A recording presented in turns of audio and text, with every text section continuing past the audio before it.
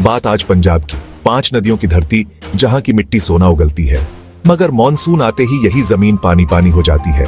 गांव डूबते हैं, फसलें तबाह होती हैं, लोग बेघर होते हैं। सवाल, 5 नदियों वाला पंजाब पानी में डूब क्यों रहा है? सिर्फ कुदरत का कहर या हमारी और सिस्टम की भी भूल?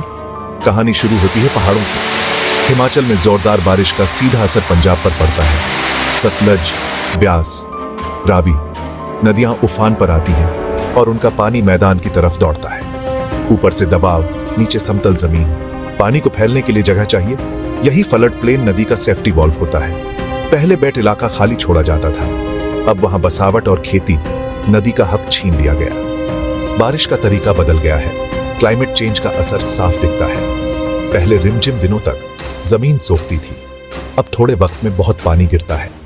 जैसे एक बार में बाल्टी उड़ेल दो, ओवरफ्लो पक्का। जमीन सब सोख नहीं पाती, पानी सतह पर भागता है। फ्लड जैसे हालात बनने लगते हैं। भाखड़ा, पोंग जैसे बड़े डैम बिजली, सिंचाई और बाढ़ कंट्रोल के लिए बने, मगर जब भराव पहले से हो और बारिश आए तो गेट खोलने पड़ते हैं। अचानक ज्यादा रिलीज से नीचे मैन मेड फ्लड का खतरा बढ़ता है। मसला सिर्फ पानी की मात्रा नहीं, रास्ता भी है। हमने फ्लड प्लेन्स पर ही घर, फार्म हाउस, खेती बना दी। जो एक खड्ड, ये ड्रेनेज सिस्टम का हिस्सा है जो बारिश का ज्यादा पानी नदियों तक ले जाता है। शहरीकरण और कब्जों से नाले से कूड़ा और गांव फंस जाता है। अर्बन फ्लडिंग, प्लांट शेडिंग तो पहला हिस्सा कुदरत, बदलता मौसम, पहाड़ों पर भारी बारिश, नदियों का उफान पर क्या हम असर को और बढ़ा रहे हैं? सबसे ऊपर खेती का तरीका। धान को बहुत पानी चाहिए, इसलिए ऊंची मेढ़ें बनती हैं। बारिश में प्राकृतिक बहाव रुक जाता है। ज्यादा बारिश हो तो पानी एक खेत से दूसरे तक नहीं पहुंचे, सड़कों, गांवों में घुस जाता है। जरूरत की फसल है, पर इसका तरीका बाढ़ का असर कई गुना बढ़ा देता है। रेत खनन, सैंड माइनिंग, नदी किनारे और तल से अंधाधुंध निकासी। नदी का तल गहरा, किनारे कमजोर, प्रवाह बिगड़ता है। थोड़ी बारिश में ही कटाव और ओवरफ्लो। अवैध माइनिंग माफिया इसे गंभीर बनाते हैं। ये सिर्फ रेत की नहीं, हमारी सुरक्षा की चोरी है। शिवालिक पहाड़ियों में वनों की कटाई, पेड़ जड़ों से मिट्टी बांध कर रखते हैं। जंगल कटते ही पानी तेज भागता है।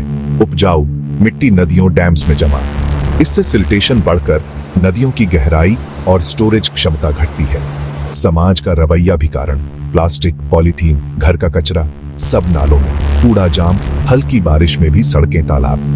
हम सिस्टम को कोसते हैं, सरकार को दोष देते हैं, पर इस सिस्टम का हिस्सा हम भी हैं। मौसम विभाग पहले चेतावनी देता है, पर प्रशासन अक्सर तब जागता है जब पानी सिर से गुजरने लगता है। तैयारी में कमी, समय पर इवैक्यूएशन, राहत शिविर, पशुओं का चारा, कागजों पर तेज, जमीन पर धीमा, विभागों के बीच तालमेल कम, नहर नाला सफाई और गाद निकासी जरूरी, पर आधा अधूरा काम और भ्रष्टाचार सिस्टम को खोखला करता है। नदी किनारे नालों पर अवैध निर्माण, राजनीतिक संरक्षण, कमजोर एनफोर्समेंट। जब रक्षक भक्षक बने, नदियां और लोग दोनों नुकसान झेलते हैं। सबसे पहला कदम, अर्ली वार्निंग सिस्टम मजबूत। सायरन, एसएमएस, सोशल मीडिया, गुरुद्वारों से अनाउंसमेंट। डैम मैनेजमेंट वैज्ञानिक और पारदर्शी। पानी छोड़ने का फैसला रियल टाइम डेटा पर, ना कि आखिरी दबाव में।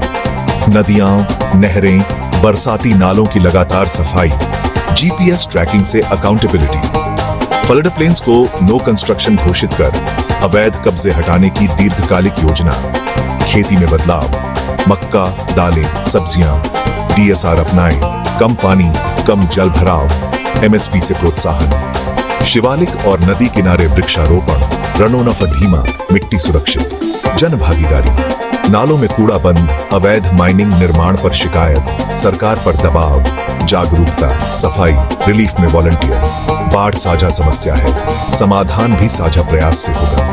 कुदरत को दोष देना आसान है, आईना देखकर अपनी गलतियां सुधारना असली चुनौती है।